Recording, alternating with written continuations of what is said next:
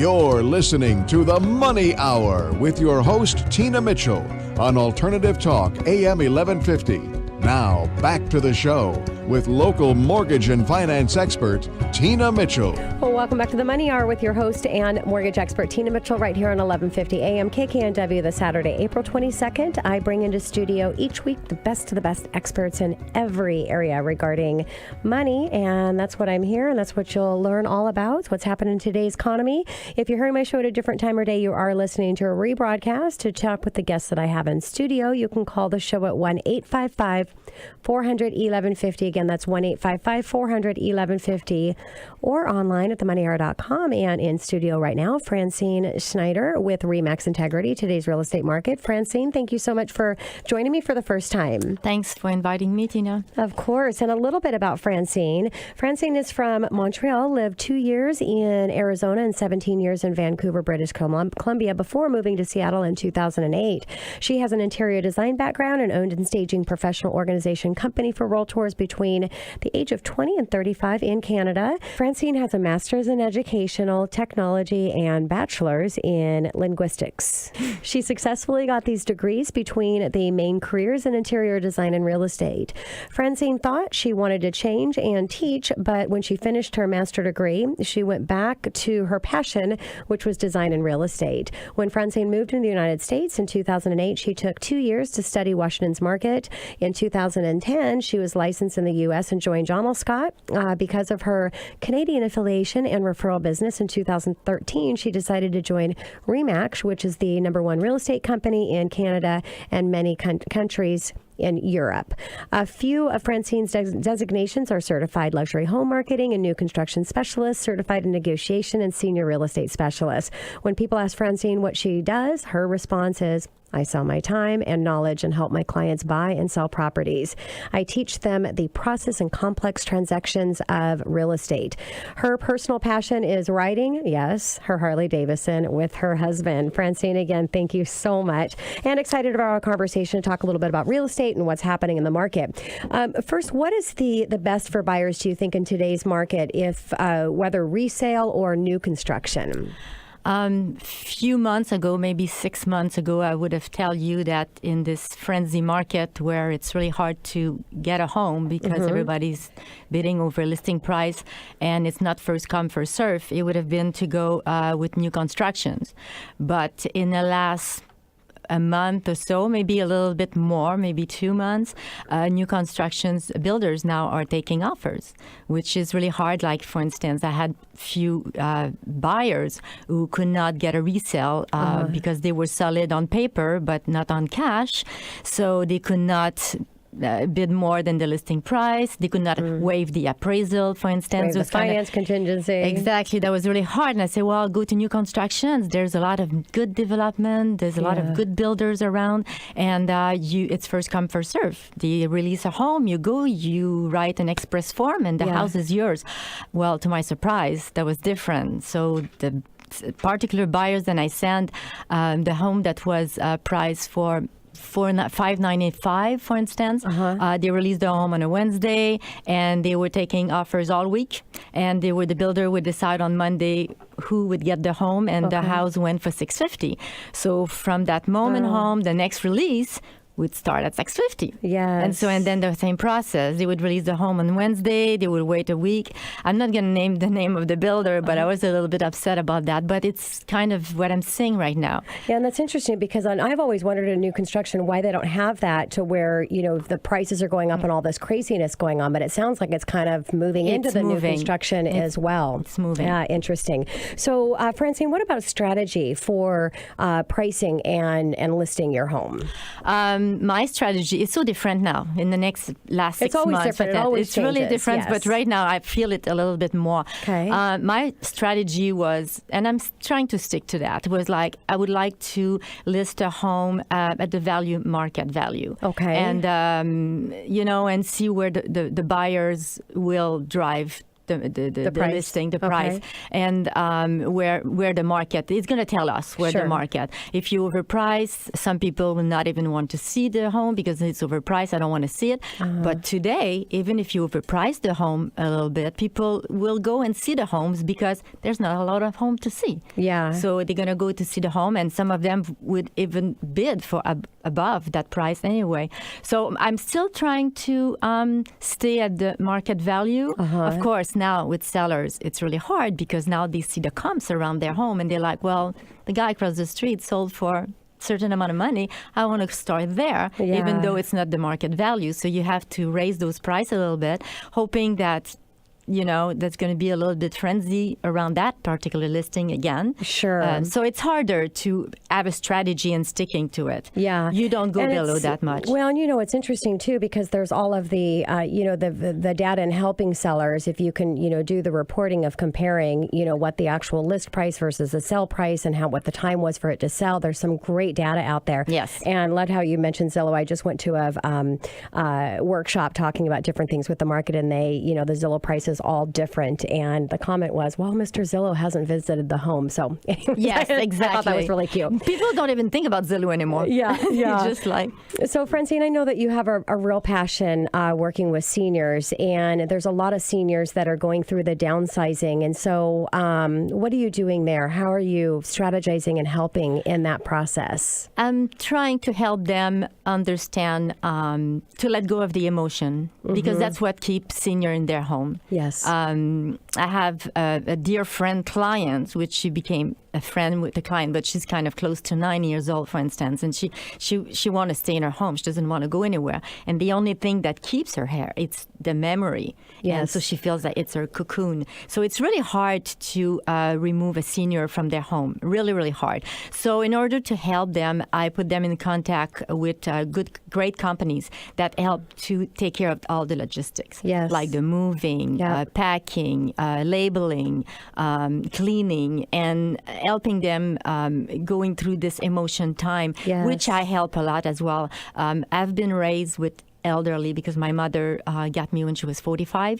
So I always had like older parents and older sisters and cousins. And so I've been raised with people who are thinking, generations a little bit behind, Yes. like past generation. Sure. So, and it's really hard to understand if you haven't lived there. You haven't lived in that frame, like Yes, generation. yes. So anyway, in order to help them, I'm gonna explain to them that it's okay to feel the way they feel. Yeah. And on top of it, they're not really technology savvy. So one of my clients was 90 years of age, for instance. It was hard for him to go in a computer every time I have a document to send for him to sign on Authenticsign. So you got to drive. You got to go there, and you got to make them understand that it's okay for me to, that you're not bothering me because they don't want to call you. But if there's a problem arising, they don't want to tell you because they don't want to bother you too much because they know you're going to have to drive there. So it's another kind of set of clients, but I just adore them. Yes, so it's easy that's for me great. to be patient and just drive 5 times a day if I have to. Yeah. And help them signing contracts, understanding. They don't all the laws on a contract. Yeah. And Well, I think just that even the typical person, whether you're a senior or not, I mean, there's a lot. there's a lot of Even- stuff. Yes, Yes. even younger. So, Francine, on home improvement or renovation on homes, maybe preparing for selling, or even as I mentioned earlier, I mean, we might see some people starting to do a little bit more of that when the interest rates go up and maybe staying. But what are some mistakes that sellers are making in the renovation process? Okay. So I got a little list, and I'm going to tell you what my list is. Okay. No prep work. You got to prep everything you do. Bad measurement. Don't think that just a tape measurement will go. Okay. You have your measurement. Avoiding permits. A lot of people don't say, oh, I'm going to do that Yes. myself. It's easy to do. They don't get the permits, but when they sell, then the problem And with I the serve on king the lending side. It's not fun. Yeah, the Yes. King County is going to come into it.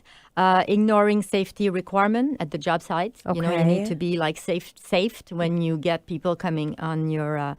Not setting a realistic budget because people think that's going to cost like $25,000 to make the renovation their kitchen, and they're going to end it up with $50,000. Yep. But they're going to be midway. They don't have the money. What do you do? Sure. Doing your own demolition. Don't tear down a wall by yourself. Even fixer-upper, sometimes they're going to take a wall down and they forgot that there was a post that should Sure. stay above. So make attention to that. Doing too much demo, making too much, like instead of just one wall, I'm going to take another one. Or maybe you're going to keep going a little bit. Just make your plan. The electrical and heating system and being to code. If you, sure. remodel, you have to be to code. And take care also, pay attention to the age of the home. If you get a Victorian home, for instance, well, when you do a renovation, if you put half of it modern, or it may gonna clash a little bit. Sure. And going cheap on your materials. Yeah. Somebody would say, oh, I'm going to take that. It's going to be cheaper. But at the end of the day, think about resale. If you go cheaper, it's going to maybe break. And, I'm not telling you to go to the high-end products, but make sure that your product are warranty. Go to companies that knows what they're talking about. Yeah. And, some people who's been in the business for a while and getting good contractor. Yeah. Makes sense. Do your homework, find some reference for your referral for your contractor and make sure you hire. It's like anything else, making sure that you have the experts and the advice to make sure that you're not making any mistakes that you can't go back later and make up for those. What about location, Francine, in this amazing, crazy market that we have? I talked a little bit in Money Chat about, the employment. It's just, it's unbelievable, the market and where we're at here and the potential that we have in comparison to other markets. So what's the best place to purchase location here? Actually, right now, I'm pushing my buyers outside of the east side. I'm going to go to Maple Valley or Bothell, or even Bothell is going like prices are rising. And it's really a lot of people is moving to Bothell because a lot of our clients, most of us, we have a lot of Microsoft, Amazon, T-Mobile, Google, a lot of people in the neighborhood in the east side. They don't want to travel. They don't want to be stuck in the traffic. Yes. So they don't want to move outside of the east side. But it's really hard to get a home in the east side if you're not having a lot of money, cash, to play with it.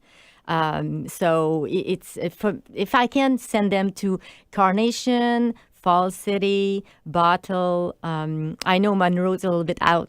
But that market is doing a lot of, crazy things as well. It is interesting to see these markets outside and what they're doing. And so maybe because people are pushed. Exactly. Like Renton Highland. Yep. Renton Highland. You didn't have any bidding more on Renton Highland. Yeah. You can get a home on Renton Highland now. Yeah. And the new construction is there. The builders are taking over. Yep. Newcastle. More and more. Yeah.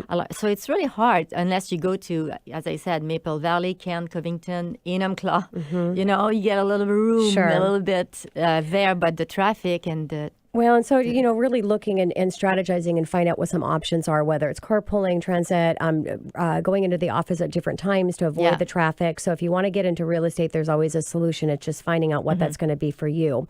So putting escalation clause with offers, are you advising clients to do that? What are you seeing there? There's so many school of thought about the escalation clause. I just came back from the Battle of Barrister that the real estate dang it, broker I missed it this year. I love it. The first year I've missed forever. That was so good. They were talking about escalation clause, something that I didn't even think about it. And it's just like, yes. Of course, they were advising that it was a bad idea, but everybody's putting an escalation clause because they don't want to, like if you put an escalation clause, you reveal right away what you wanted to pay. So a lot of strategy for a listing broker, and I've seen it, they're just going to remove all the escalation clause and they're going to say, okay, this Come with your person, best. that's it. But this person said that he wants to pay that number. They're going to go at the top of the number and they're going to counter offer. Okay, you're going to get the home at the top of your offer. And they're going to remove all the escalators. So you can run into that. This is a problem that buyers can run into. However, there is a lot of, realtors that don't work this way and they're just going to look at the escalation clause. But if you have 25 escalation clause, you need to really pay attention of everything, especially the expire date. A lot of people is going to send an escalation a contract, an offer with expiration date, and they're going to say, oh, but keep my offer. It's okay if you keep it until you review and they're not going to change. Well, you have to pay attention not to use this offer as the competing offer. Of course. Because the expiration date is the offer is expired. Yes. So by the time the listing broker, the seller is going to receive that competing offer, they don't realize that it's expired. So that's cause a lot of confusion at the end, because then there's no competing offer. The price is going to be like, so there's a lot of detail to look when you put an escalation clause. Yeah. Make sure that you are prepared as a buyer. Okay, I want to offer all the way to 683 or 700. Well, you have to be sure that maybe that's what you're going to pay. Of course. Because they're going to, yeah. you know what I mean? They can play with that. Of course. And there's a lot of strategy, and that's really what the show is about. And Francine, I had so many more questions I wanted to ask you, but I've got to take us to break. But there's really, the show is about bringing in expert advice, and it's one-on-one, finding out what your specific needs are, what market you're in, what you're willing to do. There's a lot of strategies. You've just got to figure out what the best one is to win. And thank you, Francine, for coming in and sharing your expertise with my listeners. I appreciate it. You're welcome. Coming up next in the Money Hour, flipping homes in the Seattle market. Vivian Peterson and Debbie Yeager with Windermere Real Estate Shoreline right here at 1150 AM KKNW after the short break.